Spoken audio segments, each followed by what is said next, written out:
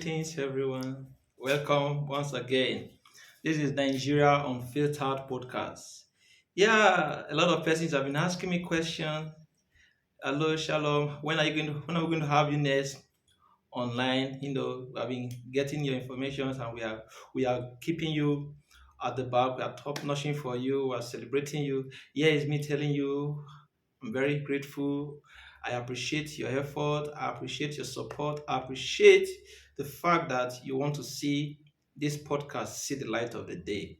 Okay, that said, today I would like to share a very important topic with us. It's a discussion.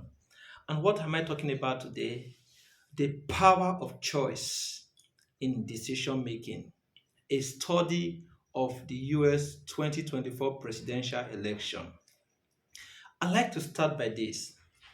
Everything is a function of choice.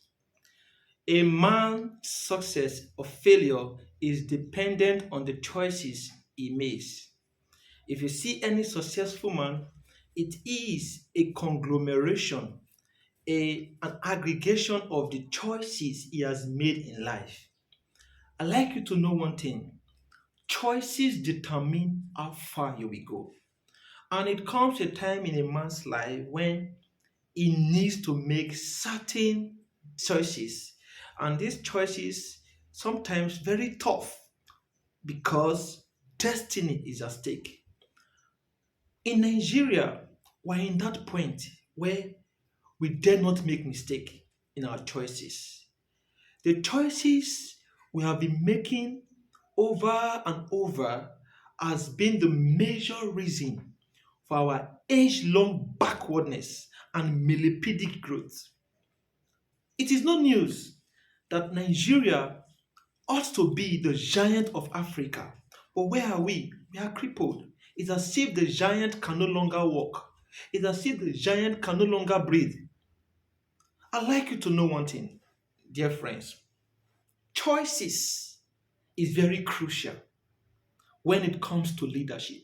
And the kind of leaders we are to choose must be leaders that are thorough, are value oriented, and they have the capacity to deliver.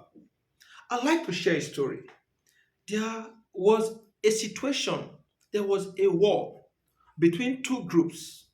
One of the group was led by a lion, but its team members comprises lambs. The other group was led by a lamb, but its team members comprises lions.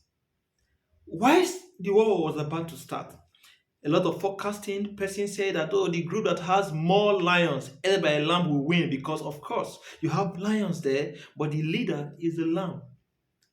Without much ado, not long before the wars began, we saw that the group that was led by a lion comprising of lambs outrun that of the lamb that the lamb led team.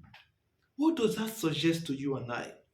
It is not a matter of the citizens, the team members. It is a function of the one calling the shot. You can see that the lion having braveness, audacity, tenacity, resilience, and what have you, was able to lead his team, though they were lamb, he turned them to lion at heart. So the mind must grow to an extent so that it can surmount battles. Now look at the case of the United States of America in the just concluded election. I would like to let you know that the very best decision the Americans have taken for the last decade and now was to choose Donald Trump. I did a research on the person of Donald Trump alongside Kamala Harris.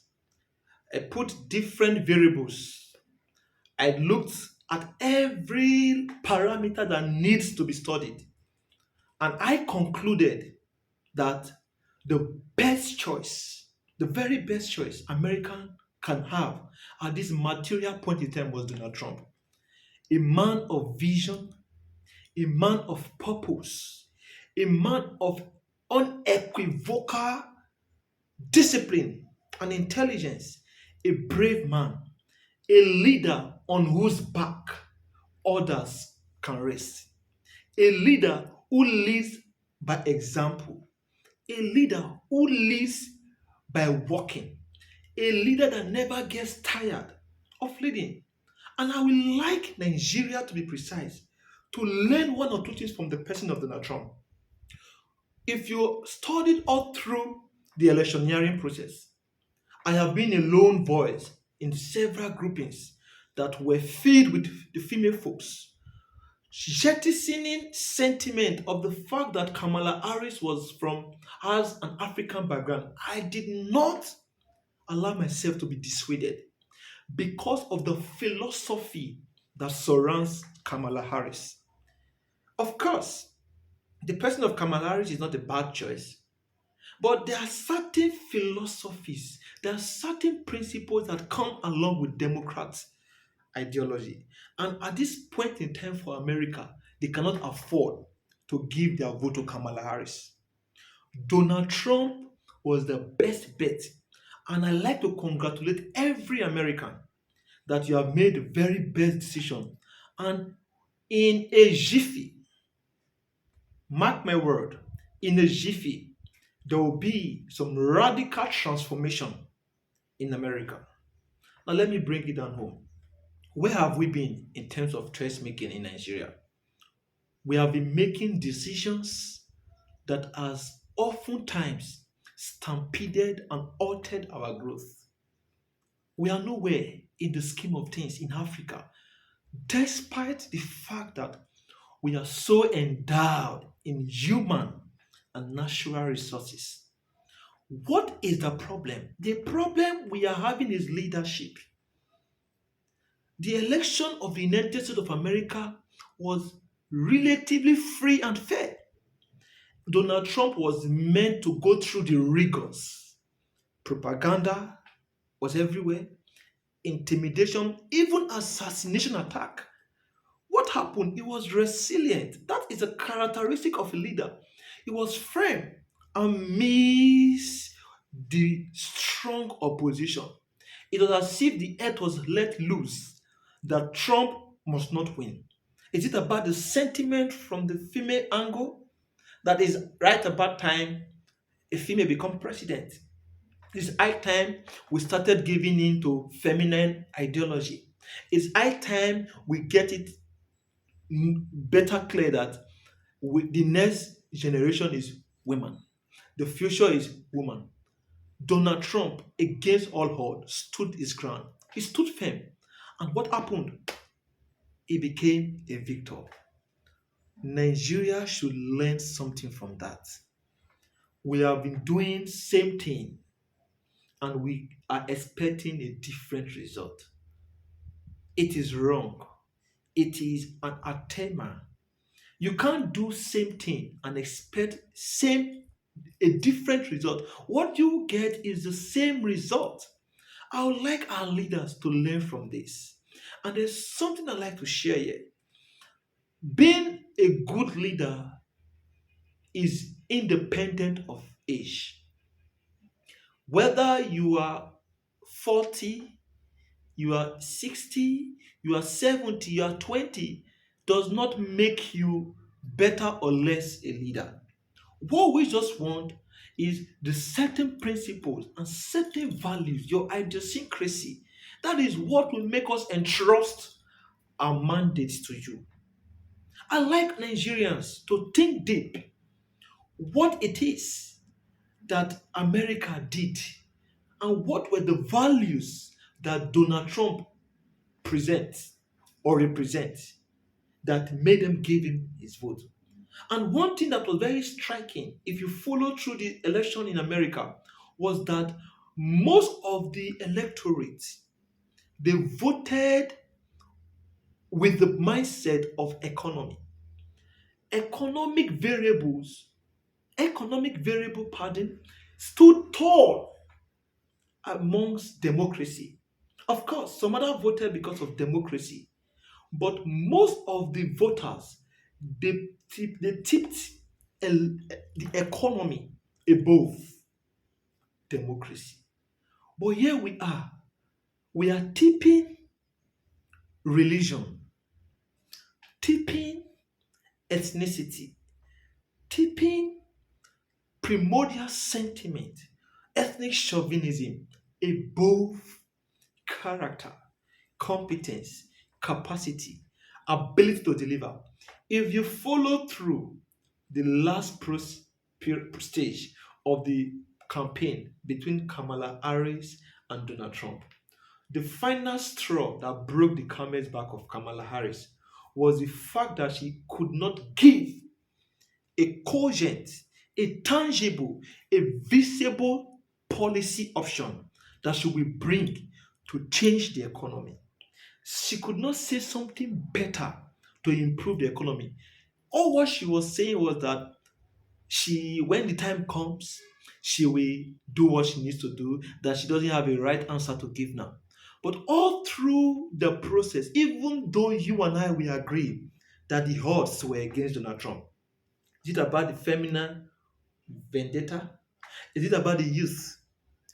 Oh, is it about even the people that call themselves freelancers, the people that call themselves migrants? They were all against Donald Trump. Many a times he was called for invitations, and you never knew he was going to be meant to debate or speak to his manifesto. What did he do as a leader? That is what every leader should do. They must be prepared for unforeseen circumstances. They must be prepared for the unusual. They must have contingency plan for everything and every action they make. Donald Trump never for once backed down. He would rather counter you. But coming down to Kamala Harris, everything she was doing was a vendetta. Everything she was saying was to attack the person of Donald Trump. You will ask her this thing, Donald Trump could not do it. You will ask her this thing. Meanwhile, as it is the culture of most electorates in even Africa, Nigeria to be precise, to vote along sentiment. All what they were saying is that it is the turn of the woman. It is the turn of Africa. It is this and that. Oh my God. People thought that Kamala Harris was the angel, but I'm very happy because the devil is very, very safe and better than the angel you don't know. And America, here is a big congratulations. Back to Nigeria. My people, it's high time we started sitting tight before we give out our votes, before we entrust our mandate to anyone. That person must not have any conflicting issues on certain variables. What are these variables? One of them is that their integrity should be intact. They must be persons of high moral standard. They must be intelligent about their history, about the history of Nigeria. They must be smart in their approach. Their policies and their manifesto must have the smart principle. They must be specific in what they are giving to us. Look through the policies and the campaign plans of Kamala Harris and that of Donald Trump. You don't need to be cajoled. It is visible to the blind, audible to the deaf. Donald Trump's policies were specific. He was nipping the bud. Oh my. He was nipping the bud. It was very measurable. Unlike the Nigerian setting, you have over bloated manifesto that can never even see the light of the day, and Nigerians, because of poverty that our leaders have used to pin us down, to enslave us, we don't have the right mindset to think. It is achievable. Donald Trump's policies. It is realistic. And it is knitted alongside time. It is time bound. These are smart principles. Thank you very much. This is the time for us to think. This is the time for us to get it right. I'd like you to subscribe. I'd like you to engage, share, comment, and promote. Once again, welcome to Nigeria Unfiltered Podcast. Shalom, Ufoma Erude remains my name. Bye.